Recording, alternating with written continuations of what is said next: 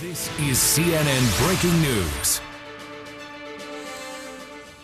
All right, a lot to get to this Monday morning. Good morning, everyone. I'm Poppy Harlow. I'm John Berman. Major breaking news this morning. It has begun. Former Donald Trump campaign chair Paul Manafort surrendered to authorities this morning. This happened in the last hour. These are the first criminal charges in the investigation from special counsel Robert Mueller. Who knows whether they are the last? We also just learned that key Manafort associate Rick Gates has turned himself in. It began as an investigation into Russian meddling in the U.S. election, but it has clearly expanded far beyond that. We do not yet know the nature of the charges this morning. The indictment is still sealed at this hour, but that could become clear any moment as it is unsealed. As for Manafort, remember, this is the man who was in charge of all of the president's campaign for 5 months during key moments, including when he sealed the Republican nomination. Let's get straight to our justice correspondent, Evan Perez, part of the team that broke this news this morning.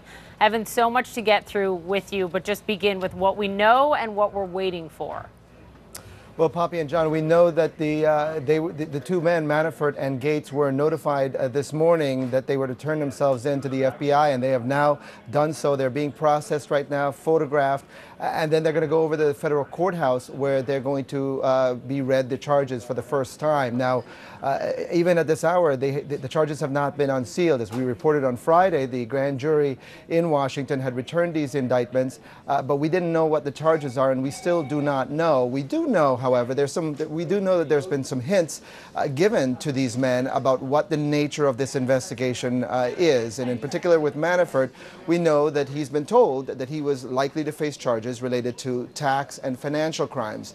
We know that Bob Mueller's team has been looking as far back as 2005 as part of this investigation. And we also know that the tax year 2010, which would have been filed in 2011, is of particular interest to them. Again, these are part of conversations that his attorneys have had with the Mueller investigators. The reason for me mentioning the 2010 tax year is that the statute of limitations on that tax year runs out this month, and that might be a part of a clue here as to why we're seeing these charges. The month ends tomorrow, so perhaps prosecutors were trying to beat the clock. So one other thing we do know about this is that we don't expect this to be the end. We expect fully that this is just the beginning of this, that they're going to file these charges and then we'll continue their investigation and perhaps add additional charges in a superseding indictment at some later date. Again, we're looking to see whether or not there's any mention of Russia, whether there's any mention of the campaign in these charges when they're unsealed later today by a judge. That will, I think, really drive the conversation as to what Mueller and his investigators have been doing these last 5 months. Poppy and John. Evan Perez, thank you so much for that reporting. We'll let you get back to work right now because this news is coming in fast and furious. Let's go over to the federal courthouse right now in Washington, D.C. This is where Paul Manafort and Rick Gates will be taken after they're processed at the FBI field office where we believe they are right now. CNN's Jessica Snyder at the courthouse. What will happen to them? How will this process work out, Jessica? Well, John, we are expecting Paul Manafort. He could be here at the federal courthouse at any time since, of course, he turned himself in right around 8 a.m. We know that processing typically takes about an hour. He will be transported to the district courthouse here by federal authorities. That's when he'll have that arraignment where he'll be presented with the charges against him. The judge will explain what he's facing and what the maximum criminal penalty is for those charges. Of course, as Evan mentioned, the indictment has not yet been sealed. It has not been made public just yet. But when Paul Manafort does appear in court and later Rick Gates on other charges, those charges will be made public. We will know about them. Of course, Paul Manafort will go before the judge. The judge will explain those charges. And then we also know that there could be it's likely that Paul Manafort at that point will plead not guilty. There could also be some sort of discussion about future hearings as well as any bail that would be set. Of course, a lot of times in these white-collar criminal cases, these defendants are often released on their own recognizance. Some limits might be set as to where he may go, a curfew perhaps. So that is what will happen here in court. Of course, this is an initial proceeding, an arraignment where those charges will be laid out. But we know that Paul Manafort will be here perhaps soon this morning when the courthouse opens, and that's when he will appear before a judge. Those charges will finally be laid out. That indictment will be unsealed, and it will all be presented in public view before the court. Of course, we do know that in addition, Rick Gates has turned himself in. The processing is also happening at the FBI field office just a few blocks from here. Rick Gates will also be transported here to federal court a little bit later this morning as well. John and Poppy. All right, Jessica Snyder at the courthouse. Again, this could happen any minute because he turned himself into the FBI about an hour ago. Processing, as Jess said, takes about an hour. Let's get to the White House, see if the president is reacting this morning. Joe Johns is there. Joe, any word? No word at all. Nothing of substance, at least so far, from the White House. The White House communications team was in a meeting when the news broke, and that meeting has since broke up. We haven't heard anything. I did speak to one White House spokesman and asked if they were waiting to find out what the charges are, and was told we may not have a response at all. That was later amended to we don't know exactly when we will have a response. Not even sources familiar with the thinking of the president's legal team have been weighing in. But in the past, those sources familiar with the thinking of the legal team have said that while players like Paul Manafort, Rick Gates, and others may have come under scrutiny and may have even gotten into legal trouble, that has never reached the level of the president himself, the Oval Office. And there's no reason to think, at least so far, that any of that thinking has changed. Back to you. All right, Joe Johns for us at the White House. Keep us posted if we do hear anything from there. Joining us now, CNN legal analyst Jeffrey Toobin and Susan Hennessy, and CNN crime and justice reporter Shimon Prokupecz. Jeffrey? Yes, sir. The president's campaign chair is in the FBI field office right now, surrendering to the FBI. He will be charged with crimes today. That's a very big deal. And you know, seeing Jessica in front of this courthouse, this is a very historic place in Washington history. This is where the Watergate defendants, the cover-up trial of H.R. Haldeman and John Mitchell was. It's where I was privileged to be one of the prosecutors in the Oliver North case. It's where Hillary Clinton testified in the grand jury in the Whitewater case. And it's, is someone saying that the indictments are out? Okay. Shimon Prokupecz just told us the indictments are out. We hope Shimon is reading them right now. Jeffrey, finish your statement. Well, it just, this is an important moment in U.S. history. I mean, this is no joke. The fact that the campaign manager of a winning candidate for the president of the United States is indicted less than a year after that president takes office suggests that we are in an important moment. Doesn't mean he's guilty. Doesn't mean Rick Gates is guilty, right. But the very fact that a grand jury has taken this action is a moment we should pause to consider. All right, and our viewers probably just heard what we heard from Shimon, saying the indictments are out. Shimon, we're going to give you a moment to read through them. You let us know when you are ready. I mean, I can read some of the stuff. At least okay. This has now just been released by the press office of the special counsel, so just bear with me here. But here's basically the first line. It says Paul Manafort, 68, of Alexandria, Virginia, and Richard Gates, 45, of Richmond, Virginia, have been indicted by a federal grand jury on October 27th in the District of Columbia. The indictment, it goes on to say, contains 12 counts: conspiracy against the United States, conspiracy to launder money, unregistered agent of a foreign principal, false and misleading Fara statements, false statements, and 7 counts of failure to file reports of foreign bank and financial accounts. So there we now know, we have some idea at least of what the charges are, and a lot of it is what we've been talking about, that it's going to have to deal with financial crimes. Paul Manafort's work and now Rick Gates' work overseas with Ukraine and possibly other countries. And this is what we've been reporting for some time now, that this is where the focus of some of the special counsel's investigation has been. All right, Shimon, thank you. And Susan, let's bring you in. Let's just explain to people who Rick Gates is. A lot of people know who Paul Manafort is because he chaired the president's campaign. Rick Gates is someone, a political consultant, who has been by Manafort's side for decades, who worked along with him, on the Trump campaign, even beyond Paul Manafort. When Paul Manafort stepped down, Rick Gates, Susan, as you know, kept working with the president on the inaugural committee and then raising $25 million for a big PAC that supports the president until April, when he was ousted because of concerns on these Ukraine dealings. What are your thoughts this morning? Right, so one of the things we've seen sort of as the president's tactics in the past is whenever bad news has come out about individuals sort of related to him, he really tries to distance himself pretty quickly, right? They weren't a big part of the team. Steve Bannon came on very late. So what's going to be relevant here is, of course, how strongly they try and distance themselves from Paul Manafort. That's going to be difficult considering his prominent role in the campaign. And then how do they try and distance themselves from Rick Gates? What's going to be hard about Rick Gates, as you mentioned, is that he actually stayed on, was part of the inaugural committee. And so that's going to make it far more challenging for the Trump team to say, hey, look, we didn't know anything about any of the suspicions around these people. As soon as we found out they were sort of bit players, we pushed them out, and right, essentially their behavior doesn't reflect on us and doesn't reflect on our judgment. Jeffrey, when Shimon was reading the 12 counts, the first one was conspiracy against the United States. Shimon, was that accurate? Because we're just piecing through this document right now. Yeah, that is accurate, and that's what the press release said. I now have a copy of the indictment, so I'm going through it to see exactly what that means, but Jeffrey may have a better idea. So am I.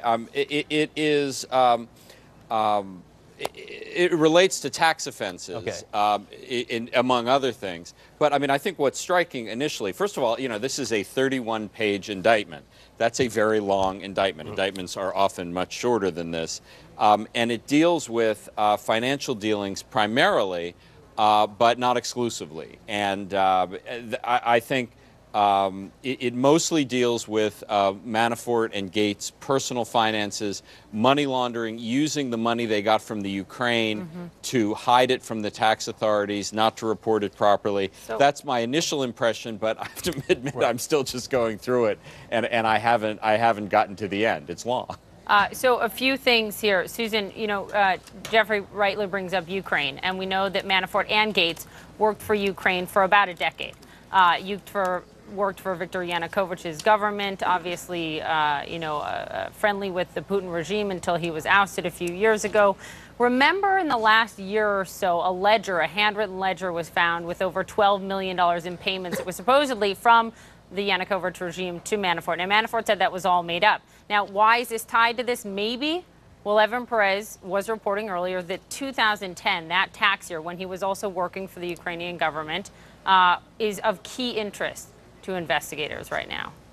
Right, so one of the things that's sort of important to keep in mind, even once we've seen the indictment, is the nature of what a tax charge might mean. So the government often uses tax charges as a way to indict someone. And so it could be that they're indicting Paul Manafort for failure to pay failure to pay taxes on legitimate income, right? So sort of there's nothing wrong with the original source of the income and he didn't pay taxes, and that's where the criminal activity comes in.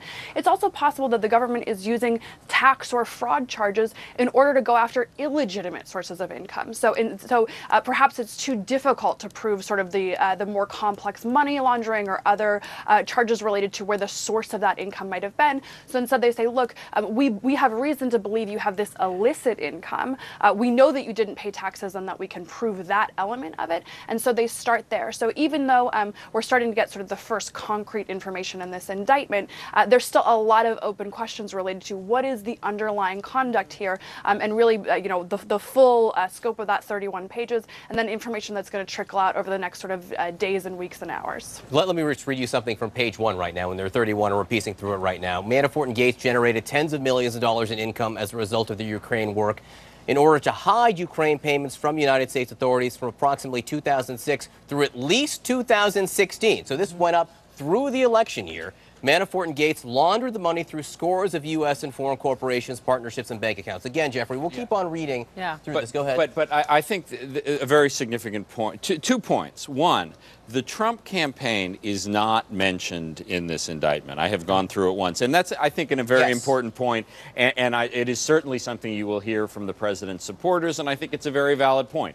It does not include any reference to his work on the Trump campaign. However, it also does include statements that he made during the time that he was the chair of the Trump campaign. So that, I think, is highly significant, that Robert Mueller is alleging that that Paul Manafort was committing crimes while he was the campaign chairman of the Trump campaign. And Jeffrey, again, it does not preclude the possibility that this 12-count indictment will not be used to try to get information about the Trump campaign. Absolutely. And you know, one thing, you know, people need to know about the way prosecutions work is that just because an indictment has been filed doesn't mean that that's the only indictment will be filed. There's something called a superseding indictment where you can add charges against the same defendant. So we are not at the end of the process by any means. And most experts would say really at the beginning. And the timing here, tomorrow, as Evan reported, the date runs up for some of these tax issues to be charged. That's tomorrow, the end of the month. So they had to get some of this out. So as you're saying, there could be more added to this. There could be more added, but believe me, this is a bad day for Paul Manafort and Rick Gates, even if this is all the charges that they face. I mean, these are 12 very serious felonies with very heavy penalties associated with them. So it turns out we're hearing that Rick Gates, Paul Manafort, will be in court at 1:30 p.m. Eastern today. Let me just keep reading more of what John read. This is more of the indictment. In furtherance of the scheme, Manafort and Gates funneled millions of dollars in payments to foreign nominee companies and bank accounts opened by them and their accomplices in nominee names in various foreign countries, including Cyprus, St. Vincent, the Grenadines, the Seychelles. You remember some members of the Intelligence Committee on the House side went to Cyprus more than once, including Representative Quigley, looking for answers. Susan Hennessy, I want to bring you in here. Talk to me about how this investigation works, what this tells you about what Robert Mueller and his team are doing, given the information that Evan Perez reported before, that there was a reason to try to get this done before the close of the month because of the statute of limitation on some of the tax issues here. Right, so it's been difficult to sort of opine on Mueller's strategy. His team has played it really close to the chest. One thing that you might sort of speculate is that he's bringing these charges early, sort of in an attempt to mount some pressure on actors like Manafort, like Gates, in order to incentivize them to flip, essentially, to give them additional information that's going to allow him to bring further charges. So that's sort of one possibility. The other possibility is that, they were up against a clock and they needed to file these charges. They thought that they had a case that they could prove beyond a reasonable doubt in court, and so they thought that this was the appropriate moment to indict. The other thing is that those aren't necessarily mutually exclusive, right? It could be that, they were up against a time clock here, they wanted to do the indictment, and oh, by the way, that might pay off sort of significant dividends regarding the broader sort of Russian investigation. Certainly Paul Manafort is a person who was right at the center of all of this, right? We know that he participated in some of, the Trump Tower meetings. He is sort of the one common denominator in all of these various suspicious connections with Russia. So he's certainly an individual that has a tremendous amount of information in his head that's going to be valuable to Mueller's team. And the question now is how he decides to sort of respond to these charges. Is he going to plead guilty in an attempt to have a cooperation deal? Is he going to play the long game and maybe see if President Trump is willing to pardon him? Sort of something in between. And so what's going to be interesting here is less so sort of Mueller's strategy at this point and more Manafort and his defense team. And again, you brought up something that's interesting. Paul Manafort was in that meeting in Trump Tower with Donald Trump Jr. and the Russian lawyer who was there with the promise to Donald Trump Jr. that she was bringing information from the Russian government about Hillary Clinton. Could be completely disconnected. We may never have a connection between these charges against Paul Manafort and that, but interesting that he was sitting at the table for that meeting. Shimon, as you're going through this, and so are we right now, to Jeffrey's point of bringing up, it does not mention the Trump campaign. However, it does mention statements that Paul Manafort made during the 5 months he was chairing the campaign. Do you know specifically what some of those are? No, I don't know if they're contained in the indictment, and I haven't seen them yet. The other thing I wanted to bring up, Poppy and John, and maybe this is a question for Jeffrey, there's a Fara violation here, and we've all been reporting on how rare it is for the U.S. government to bring charges against someone on Fara violations. Usually it's something that they let you go back and kind of correct, and then you can file late or register late. So, I'm wondering what's going to be made of that by some of the defense attorneys here, and also just the scope of this. Why is it that the special counsel's team started investigating this? We know, as Evan Perez has been reporting and has reported, that Paul Manafort has previously been under investigation by the FBI for his dealings with Ukraine, Yanukovych, and the Ukraine deals that were ongoing there. And for a time, at least we were told several months ago, the FBI and the Department of Justice did not think they had enough to bring charges in connection with that. So what's changed, and why now did the special counsel team come in and decide, you know what, we do have enough to bring charges here? I mean, that's going to be an interesting question as well as we go forward. Well, the issue, just to answer your question about why Fara is a law relating to whether you when and whether you have to register as an agent of a foreign government. Usually, it is not charged criminally if you make a mistake on one of your forms. The difference is what makes it criminal is the issue of intent. If you make a mistake, a good faith mistake, it's not criminal. But if the government can prove that you intentionally lie, it can be criminal. If I could just make one more point about just sort of big picture here. This is a very complicated indictment. This is never going to get to trial very quickly.